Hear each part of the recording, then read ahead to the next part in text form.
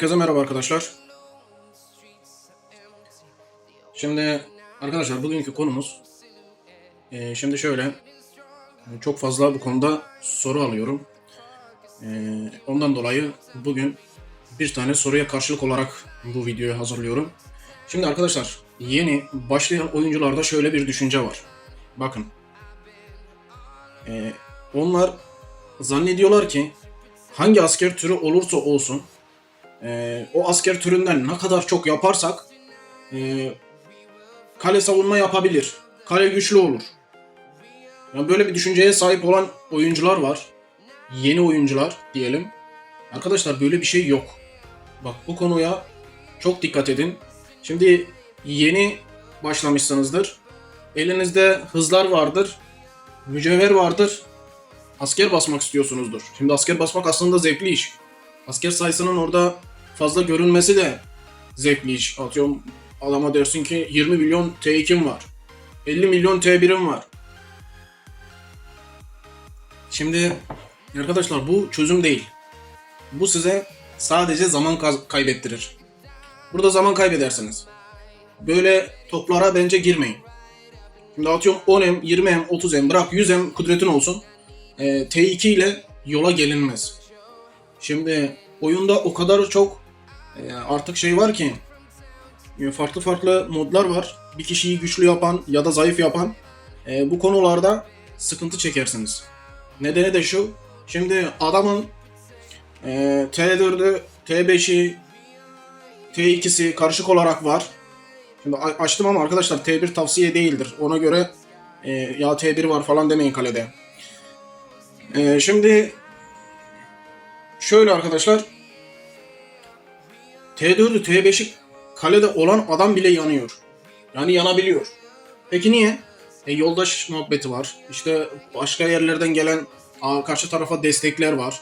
Adamın gücü var, kudreti var. Doğru düzgün hani sağlam derecede. Artık kaptanlar var. Sistem eski sistem gibi değil. Şimdi şöyle.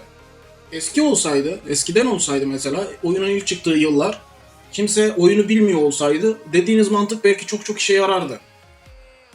Ama şimdi her şey değişti. Üzerinden çok sular aktı arkadaşlar. Ya bu konuların nereden çekiştirirseniz çekiştirin farklı yollara gider. Ha yapılabilir mi? Dediğiniz gibi yapılabilir. Bana mesela soruyorlar şimdi 375K T5 askeri ya da T4 askeri ne kadar T2 yaparsam durdururum diye mesela soru geliyor. Şimdi dediğim gibi karşıdaki adam T5 ise sizin olduğunuz krallıkta bunu T2 ile durdurmanız biraz sıkıntı. Çünkü kudretiniz belki daha oluşmamıştır. Araştırmalarınız daha yoktur. Araştırma gücünüzden de saldırı desteği alıyorsunuz, savunma desteği alıyorsunuz. Onlar da önemli. Neyse. Şimdi mesela bu kalede görüyorsunuz öylesine açtım da bu kadar T2 var ama şimdi bizde T4, T5 falan da var. Ya biz bunlarla destekliyoruz kaleleri. Sadece şuna yönelmiyoruz. Ya sadece kalede T2 olsun. Biz buna yönelmiyoruz. T2 askeri yaparsınız.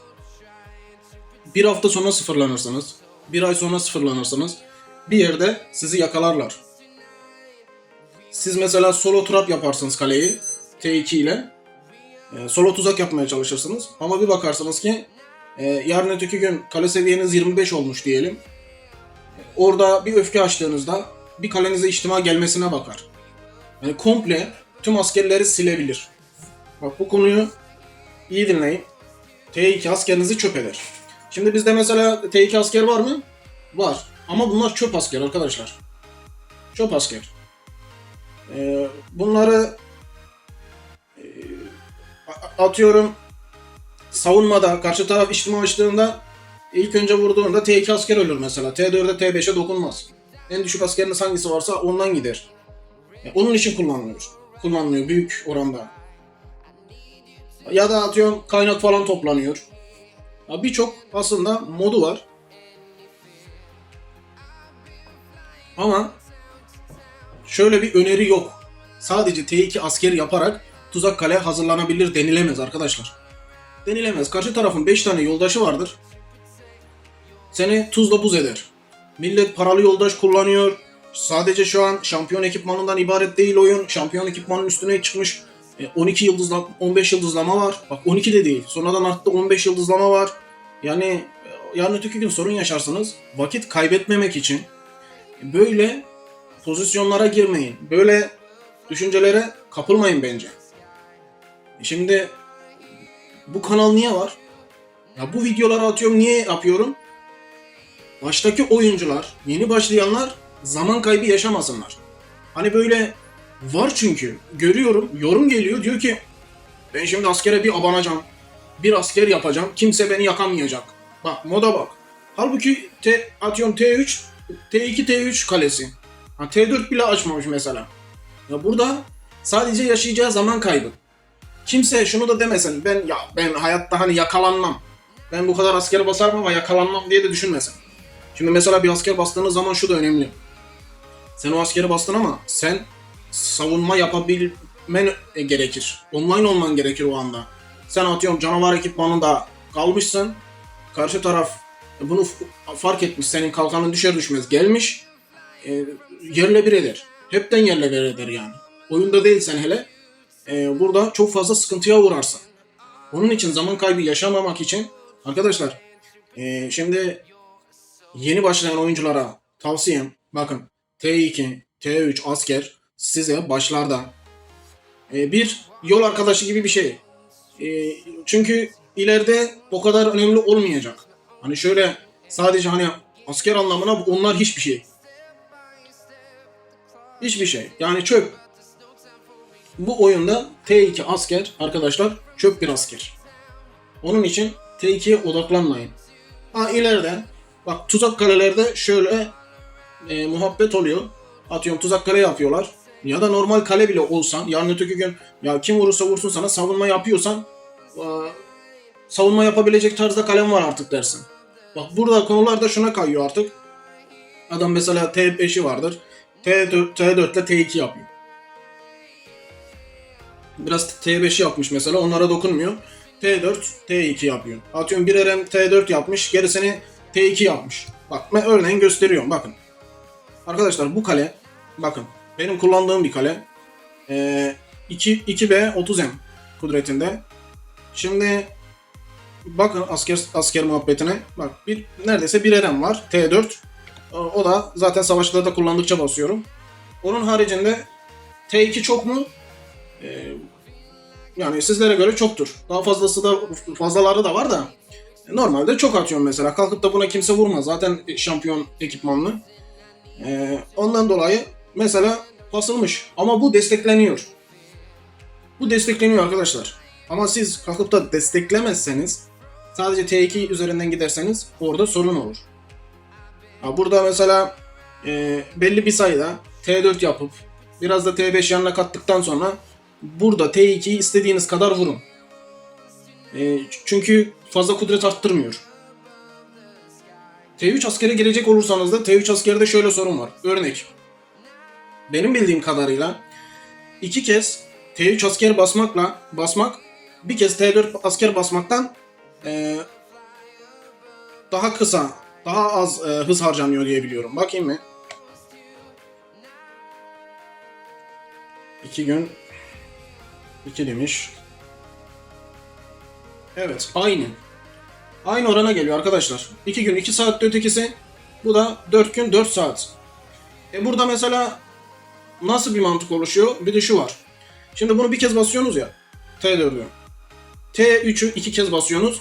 T3 daha fazla kudret arttırıyor. 2 kez bastığınızda. 2 kez bastığınızda T3 asker T4 askerden daha fazla kudret veriyor sizin kalenize. Onun için şimdi elinizde olup da örnek T3'te basarım diyen bu sefer elinizde atıyorum T4 basmaktansa T3 basmak muhabbet ortaya çıktığında daha fazla hız elinizde kalmış oluyor. Bundan bir kez basacağınıza bundan 2 kez basıyorsunuz. Bu sefer de T3 yapmak demek ki ne arkadaşlar? Kudret arttırıyor. Ama T2 mesela kudreti fazla arttırmıyor. Şu an mesela çoğu kişi tuzakta falan savunma için hep T2 yapmış durumda. Önemi var mı? Var. Ama ileriki zamanlarda. Şimdi T4'e yürüyorsanız T2 askerin vardır, T3 askerin vardır. Kaynağa gönder. Atıyorum mesela top oyununu oyna. Ya bir şeyler yap ama kalkıp da burada ben T2 askerle tuzak kale oluşturayım diye düşünmeyin. Yani zevk için denenebilir mi moduna girenler de var. Zaman kaybı yaşamayın diyorum bu konuda. Ama yok ben işte zevkine başka kalem var diye düşünen varsa da şöyle diyeyim. Tek T2 ile yürümez. Bence tek T2 ile yürümez. T3'te yanına biraz koymanız lazım. O şekilde belki biraz yardımcı olur size kaleniz.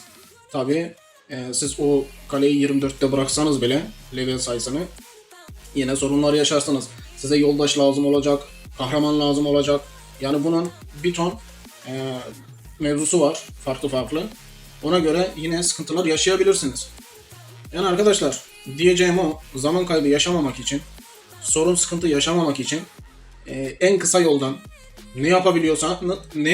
yapılabiliyorsa onu yapmanız lazım. Örnek T3'sün, T4'e gitmen lazım. T4'sün, T5'e gitmen lazım. Çünkü güncelleme gelmeye devam ediyor. Bir şeyler artmaya devam ediyor.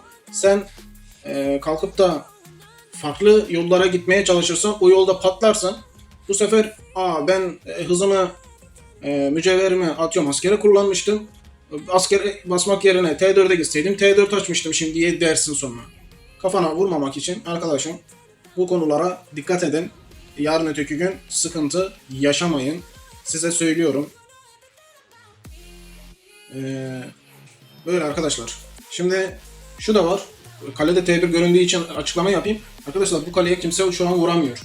Vuramıyor. Buradan bedava veren T1'e de basıp çıkarıyorum. Ondan dolayı o şekilde duruyor. Yani oraya bakıp da bu kalede T1 de varmış, T1 de yapalım gibisine bir düşünceniz oluşmasın. Dediğim gibi bu kaleye vuramıyorlar. Kudreti de zaten yüksek. Ekipmanı da iyi. Ondan dolayı bir sıkıntı yaşamıyorum. Herkes kendine göre düşünmesi lazım bu konuları. Onun için siz de zaman kaybı yerine yolunuza bakın, önünüze bakın. Şimdi ekipman gösteriyorum. Araştırma olsun, kahraman olsun, savunma duvarındaki kahramanlar olsun. Bakın çoğu şeyi direkt gösteriyoruz. Videoları izliyorsanız çoğu şeyi artık birebir biliyor olmanız lazım. Zaman kaybı yaşamadan normal şekilde atıyorum hangi ekipman yapılacaksa onu yapın. Vay efendim ben işte o ekipman aslında yapılması zor da kolay olsun diye başka bir ekipmanı yapıyorum moduna girip işe yaramayan ekipmanı yaparsanız atıyorum o ekipman da sarı değil mitik bile yapılıyordur. Ama yarın öteki gün senin işine yaramaz. Senin için zaman kaybı olmuş olur. Bu yine başka bir konu mevzu ama aynı şeye geliyor arkadaşlar. Zaman kaybı yaşamayın. Sonra sıkıntı çekmeyin arkadaşlar. Arkadaşlar bu videoda böyle olsun. Kısaca değinelim. Tamam çoğunlukla yeni oyuncuları kapsayan bir düşünce, oyun planı ama yine bu uyarıyı yapalım. Böyle bir videomuzda kenarda bulunsun. Hiç olmasa diyelim arkadaşım git videoya bak, gör diyebilelim. Öyle arkadaşlar. Şöyle bir şey de var arkadaşım. Oyun bilmeyen adamlar da var. T2 asker yaparsın gelir sana çakılır. Onda bir sorun yok. Ama yarın öteki gün ben şunu baz alıyorum. Bilen oyuncuya denk geldiğin zaman sıkıntı yaşarsın. Öfke açmada sıkıntı yaşarsın. Öfkeyi açarsan adam sana bir vurur tüm T2'in gider. Formu da tuttursan yanarsın. Böyle oyun artık çok iyi yerlere geldi. Yani yükseldi. Ondan dolayı bu sorunları yaşamayın diye uyarı veriyorum arkadaşlar. Çünkü ya T2 savunma yapılsa niye demeyeyim arkadaşım hani T2 yapın ya T4'e T5'e niye gitmeyin gidin diyeyim ki. Derim ki T2 yapın kısa yolda durun. Çünkü ilerisi daha fazla paraya bağlı muhabbetler.